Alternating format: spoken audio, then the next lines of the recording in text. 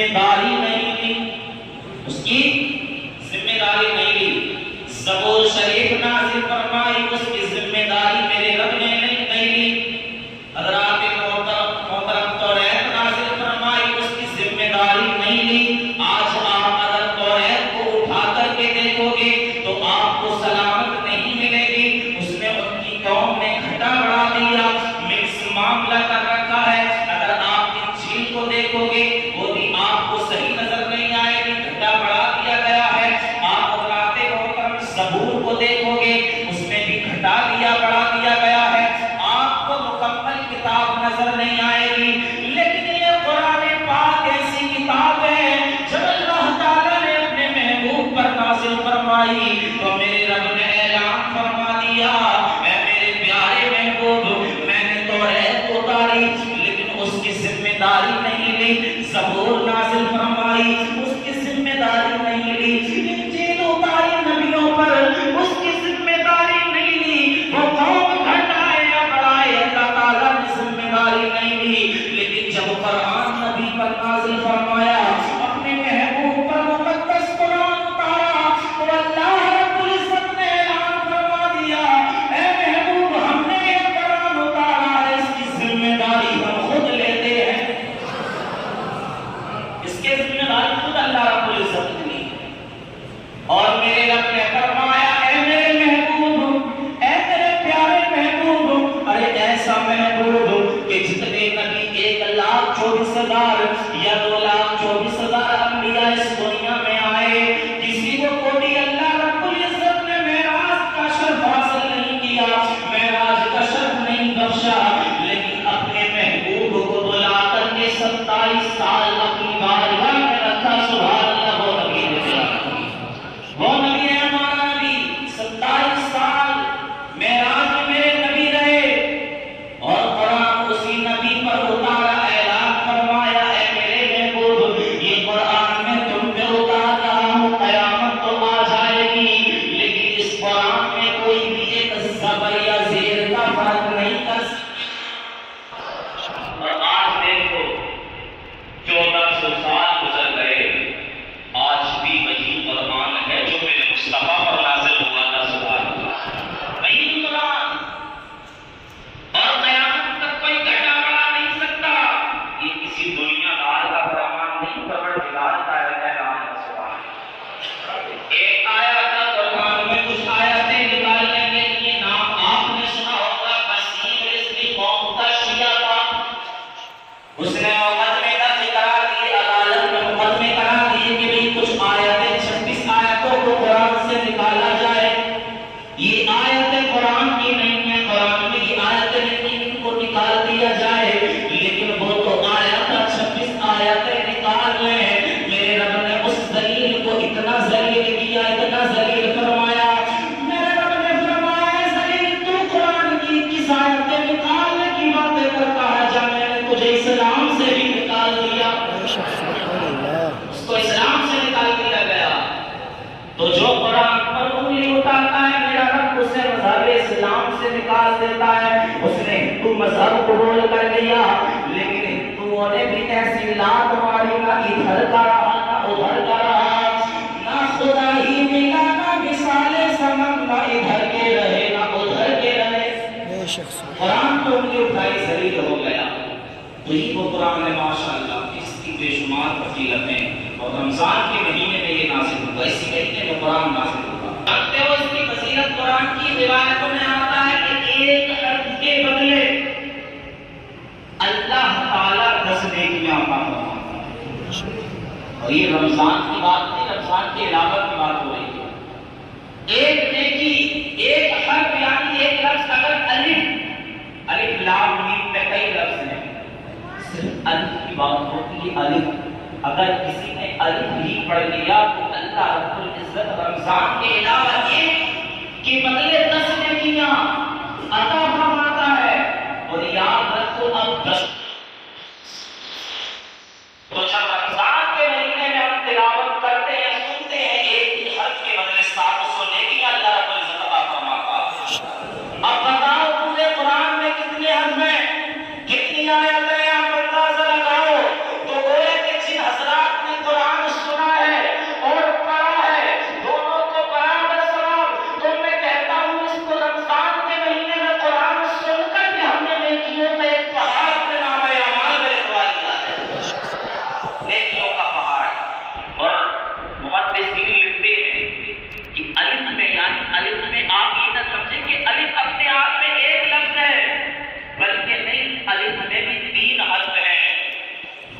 حمزہ لام فا الف، جب الف بنتا ہے تو 3 حرف لکھے جاتے ہیں، تو گویا اگر آپ ایک حرف کو پڑھتے ہیں تو اس میں 3 حرف لکھے جاتے ہیں، تو اس کے حساب سے آپ کو کتنی نیکیاں میرا اللہ فرماتا ہے۔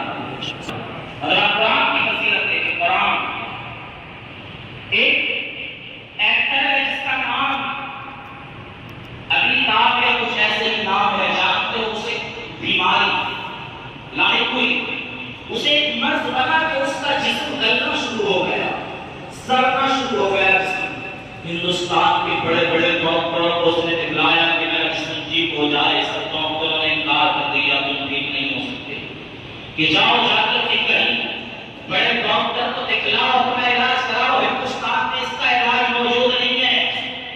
بہت پیسے والا پہنچ گیا امریکہ، امریکہ جانے کے بعد سب سے بڑے ڈاکٹر کے پاس پہنچا، اور جانے کے بعد اس نے کہا کہ میرا جسم گلتا ہے، یہ بیماری مجھے لگ گئی ہے، ڈاکٹر بتاؤ میرا علاج کرو تاکہ میں ٹھیک ہو جاؤں۔ تو ڈاکٹر غیر مسلم ہے، مسلمان نہیں، ڈاکٹر غیر مسلم ہندو ہے۔ جب اس نے دیکھا تو اس نے کہا کہ سنو، تم ہندوستان چھوڑ کر کے امریکہ آئے ہو اس کا علاج کرانے کے لیے، لیکن تمہارے اس مرض کا علاج ہندوستان ہی میں موجود ہے۔ اس نے کہا تھا میں نے تو بڑے بڑے ڈاکٹروں کو دکھایا، بڑے بڑے طبیبوں حکیموں کو دکھلا دیا، سب نے انکار کر دیا، یہ علاج بیماری کے ٹھیک نہیں ہو سکتی۔ ارے وہ کوئی مسلمان ڈاکٹر نہیں بلکہ غیر مسلم ڈاکٹر ہے، ہندو ڈاکٹر ہے۔ وہ ڈاکٹر کہتا ہے سن، تجھے کسی ڈاکٹر کے پاس جانے کی ضرورت نہیں ہے، کسی حکیم کے پاس جانے کی ضرورت نہیں ہے، بلکہ جاؤ اپنے گھر چلے جاؤ، اور جانے کے بعد مسلمانوں کی ایک پوتر کتاب ہے جس کو لوگ قرآن کہتے ہیں، قرآن پاک کی ایک کتاب ہے، تم جاؤ اس کو خرید لینا۔ اس نے کہا قرآن تو عربی میں ہوتا ہے، کہا ہندی میں بھی مارکیٹ میں موجود ہے، انگلش میں بھی مارکیٹ میں قرآن پاک موجود ہے، اس کو خرید کر کے اپنے گھر لانا۔ لانے کے بعد جب تم قرآن کھولو گے تو قرآن میں سب سے پہلی سورت نظر آئے گی جس کو سورہ فاتحہ بولا جاتا ہے۔ ہم جس کو الحمد شریف پڑھتے ہیں، نماز کے حضرت میں الحمد شریف پڑھی جاتی ہے۔ ڈاکٹر کہتا ہے مسلم ہے کہ جانے کے بعد وہ سورہ مبارک 11 مرتبہ پڑھنا، پڑھنے کے بعد پانی میں پھونکنا، اور اس پانی کو 11 دن پی لینا۔ تم کسی ڈاکٹر کے پاس نہ جانا، 11 دن اس پانی کو پی لینا، تمہارا مرض ٹھیک ہو جائے گا، تمہارا مرض ٹھیک ہو جائے گا۔ یار ذرا سوچو، ڈاکٹر بھی غیر مسلم ہے، مسلمان نہیں، اور علاج کرانے والا بھی غیر مسلم ہے، مسلمان نہیں، اپنے گھر آتا ہے، آنے کے بعد قرآن خریدتا ہے، قرآن خریدنے کے بعد یار وہ قرآن سورہ فاتحہ پڑھتا ہے۔ ذرا بتاؤ اس سے نہ پڑھنا آتا ہوگا، اس نے الٹی سیدھی قرآن پاک کو پڑھا ہوگا، لیکن وہ خود اس کا بیان ہے، اخباروں میں بھی چھاپا گیا تھا کہ اس ایکٹر نے جب اس قرآن کو پڑھ کر کے دم کر کے پانی پہ پیا تو 11 دن نہ گزرے تھے، جس بیماری کو وہ ڈاکٹر نے انکار کر دیا تھا کہ یہ ٹھیک نہیں ہو سکتی، وہی بیماری اس کی قرآن پاک کی سورہ الحمد پہ، سورہ الحمد شریف کو پانی پہ پڑھ کر کے دم کر کے پینے سے ٹھیک ہو گئی۔ اس کے بعد آیا وہ اجمیر شریف، خواجہ غریب نواز ہند کے راج کی بارگاہ میں، اور آنے کے بعد 1 کروڑ روپے کا نذرانہ خواجہ غریب نواز کی بارگاہ میں پیش کر کے گیا تھا۔ سبحان اللہ۔ آخری بات آپ کو سناؤں، قرآن دیکھو، یا ذرا سوچو کہ ایک غیر مسلم کا حال یہ ہے، اگر وہ قرآن پڑھ کر کے پی لے تو اس کا ایسا مرض ٹھیک ہو جائے جو ڈاکٹر کا علاج بتلا دے، ڈاکٹر اس کا علاج مارکیٹ میں موجود نہ ہو، ایک غیر مسلم اس قرآن کو پڑھ کر کے پی لے تو شفا پا جاتا ہے۔ ارے جب نبی کے غلام، نبی کے امت یعنی ایمان والے سچے دل سے اگر بیماری میں قرآن کو پڑھ کر کے پیئیں گے تو انشاءاللہ شفا پاتے ہوئے نظر آئیں گے۔ لیکن شرط یہ ہے کہ ہم کو عقیدہ مکمل کرنا پڑے گا، عقیدہ مضبوط کرنا پڑے گا۔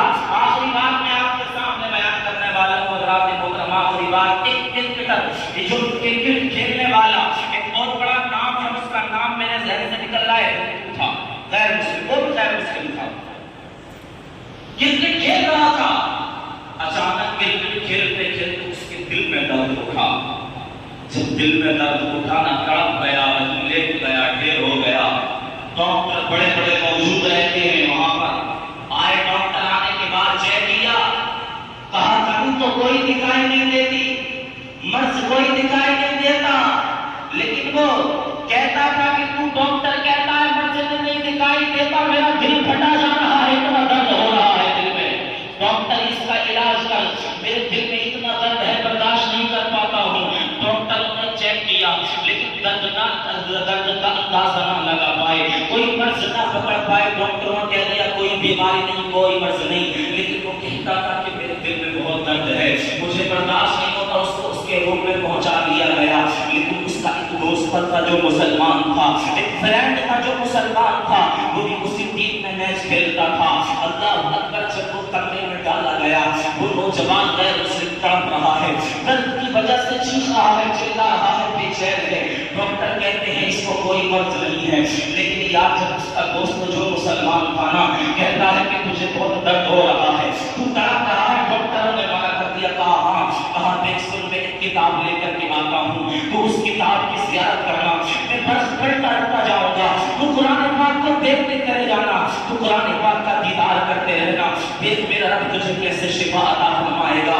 وہ مسلمان جو اس کا دوست کا جاتا ہے، جانے کے بعد قرآن لے کر کے آتا ہے اور قرآن کو کھول دیتا ہے، وہ کہتا ہے خود اس کے دل کا کہنا ہے، جس کے دل میں درد تھا اس کا کہنا ہے کہ جیسے ہی میرے دوست فرینڈ نے قرآن پاک کو کھولا اور اس میں برد پڑھنا شروع کیے، میں برد کا دیدار کرتا رہا، وہ پڑھنے پلٹتا رہا، میں دیکھتا رہا، کہتا رہا کہ جیسے جیسے میرا دوست پڑھنے پلٹتا تھا میرے دل کا درد ختم ہوتا چلا جاتا تھا۔ سبحان اللہ، کچھ دیر گزری تھی، کچھ لمحے گزرے تھے کہ میں نے قرآن کا دیدار کیا، میرے دل کا درد بالکل ختم ہو گیا۔ سبحان اللہ، یہ ہے قرآن کی فضیلت، یہ ہے قرآن کی اہمیت۔ اور یاد رکھو وہ ہندو لوگوں کو، ہندو نوجوان، غیر مسلم نوجوان اس قرآن کی کرشموں کو دیکھنے کے بعد اس اپنے دوست سے کہتا ہے کہ یار اب دیر نہ کر، مجھے کلمہ پڑھا کر کے اسلام میں داخل کر لے۔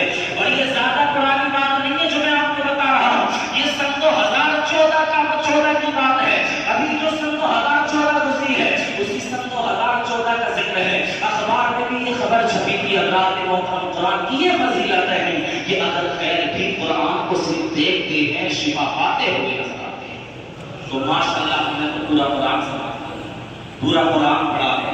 تو ایک شاعر نے کہا تھا جو شعر سماعت کریں اس کے بعد انشاءاللہ خاتمہ ہو جائے گی۔ شاعر نے قرآن کے تعلق سے کیا کہا تھا، اور واقعی حقیقت ہے جو شاعر نے لکھا ہے، کیا لکھا؟ محمد صلی یا رسول اللہ کہ پڑھ لیجئے آیت کوئی الحمد سے والناس تک، کوئی بھی آیت پڑھو، الحمد سے کوئی بھی آیت پڑھو قرآن کی۔ کیا کہتا ہے اگلے مصر میں کہ پڑھ لیجئے آیت کوئی الحمد سے والناس تک، پڑھ لیجئے آیت کوئی الحمد سے والناس تک، پڑھ لیجئے آیت کوئی الحمد سے والناس تک، ہر حرف ہے نعت نبی، ہر حرف ہے نعت نبی، الحمد سے والناس تک۔ اور جو میں نے کا جو واقعہ سنایا نا، شیخ سماعت فرمائے، اور کوئی بھی آزما سکتا ہے کہ درد تجھے تڑپا